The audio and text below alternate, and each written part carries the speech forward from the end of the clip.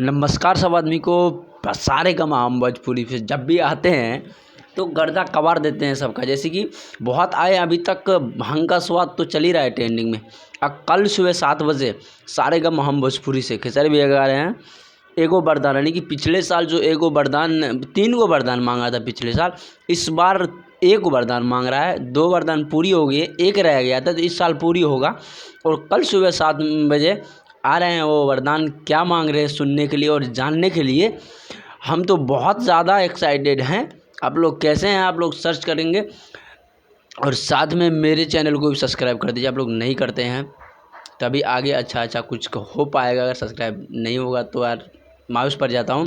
तो सारे का हम भोजपुरी खेसारी में ताल का आप लोग देख सकते हैं, चल रहा होगा टीजर वीडियो भी मैं चलाते हूँ। टीजर आउट कर दिया जबकि आज की उसका म्यूजिक बहुत अच्छा है और गाना सुनेंगे आप तो उसका धुन कुछ जाना पहचाना लग रहा है।